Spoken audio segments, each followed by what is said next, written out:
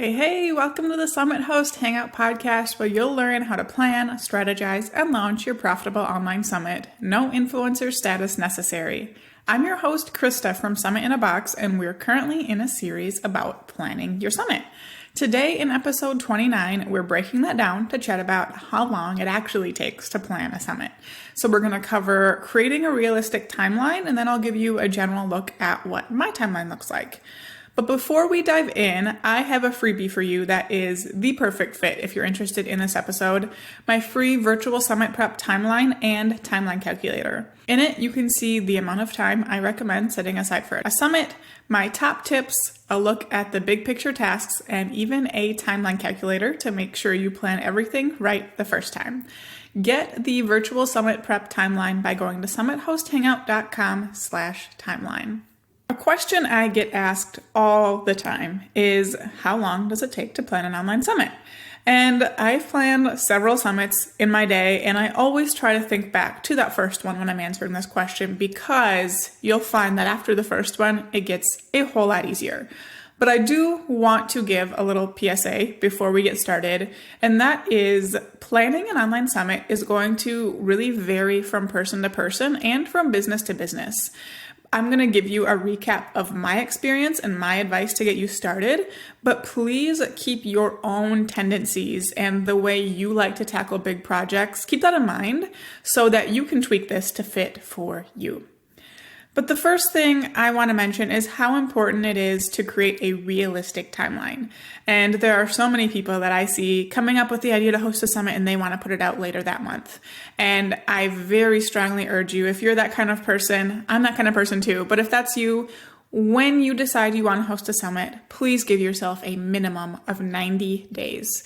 And while you might think that 3 months feels like a really long timeline, I promise you, you might even think you need more time after you start putting things into motion.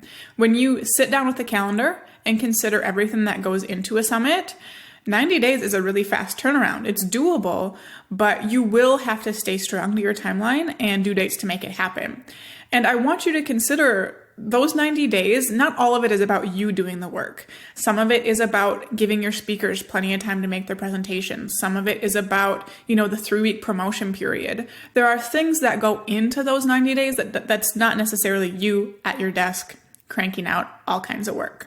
But as much as you might be tempted to really rush the process and get it done as fast as possible, really don't try to get an online summit planned and produced in less than 90 days, even if you have all my resources. If you have my Summit Host process map, if you have my Summit Host vault, I really still want to see you take your time, customize those things, and put on the best summit that you can. A huge part of making a summit successful and profitable is handling those details correctly. The profit is in the details. You'll hear me saying that more and more because it is true. You also need to think about the attendees' experience with the summit during all parts of the process, how you interact with them during the promotion period before the summit starts, what it looks like during the live event, whether it's 1 day to 5 days, whatever, you need to pay attention to that time period as well. And then also consider what happens after it's over. All of those are a significant piece of what could set your summit apart from the rest. So make sure you have things like that registration process, your email funnels, speaker promotions, and more handled to enhance that experience and get more hype for what's to come. And when you have all those things handled, you have more space to really show up once people start signing up for your event and giving them an incredible experience. I also want to mention that quality presentations are a really important piece of this, and that alone is reason enough to have your timeline extended. You'll have to depend on other people's productivity and turnaround to make it all happen if you are doing like workshop style presentations rather than interviews. But have guidelines and internal due dates for your speakers. That's going to help. But life happens. Some of your speakers might end up needing an extension, and a little bit of wiggle room in your timeline for the expected is something you're really going to appreciate down the road, because things that get you a little off track won't stress you out like it would if you were trying to whip something up within a couple of weeks. If you rush the timeline, something without fail will slip through the cracks or become a much bigger deal than it needs to be. And I don't want you to let that happen. I want this to be an experience that you get to enjoy, and you can have time to take steps back and, analyze how things are going and how you're feeling about that. I want that for you. And that's why this, at least a 90-day timeline, is so important. To give you an even more realistic view of why 90 days is the sweet spot, let's go over a breakdown that I usually stick to when I'm getting my own materials together in the planning process. I'm going to cover days 0 through 90. So starting with days 0 to 30, the first month, you are going to be doing things like making your initial plan for your summit. So who is it for? What's the goal of it? What sets it apart? When is it going to be? What kinds of presentations are you going to have? Who might you pitch? All kinds of things to think about. You really want that plan in place before you start moving forward with anything else. This is also the time period where you will identify who you might reach out to speak and start connecting with them. That's really important. Even during that initial planning, you should be starting to connect with speakers that you don't already talk to on a consistent basis, reaching out to them on social media, all that good stuff. In this time period, you're going to start setting up your website, get that out of the way, get something set up that will make your pitching process go more smoothly and get more yeses, and give yourself plenty of time to start testing before you open up for registration. And then the last thing you're going to do in those first 30 days is pitch your speakers and get them finalized. So just that alone is the first 30 days. And those are just some of the bigger picture things. That doesn't even cover all of the details. So I'm sure you're starting to see how you might want a little extra wiggle room, and it certainly won't hurt to have it. So let's talk about the second month, now looking at days about 31 to 60. You are going to be using that time to have your speakers creating their presentations. Will most of them wait till the last 2 days? Yes, they will. But a lot of them need that time, that space to be able to put it in their calendar without affecting the work they're already doing. You don't want a really great speaker to turn you down because the turnaround's too short and they can't fit it in their schedule. So that's what I want you to keep that in mind, and don't give your speakers a super short turnaround. I have been given anywhere from literally 3 days to a couple months to make my presentations, and you can bet I'm able to create a better presentation when I have that longer turnaround time. During this time, you're also going to finalize your registration page. So it's always great to have your registration page up and as finished as possible when you pitch your speakers so you can show them that. But this is where you are putting all the details in, plugging in your speaker information, finishing those final little tweaks and getting it ready to go. You're going to set up your upsell product like your All Access Pass and the sales page for that. You're going to create your registration email sequence. So once someone registers for their summit, what emails are they getting?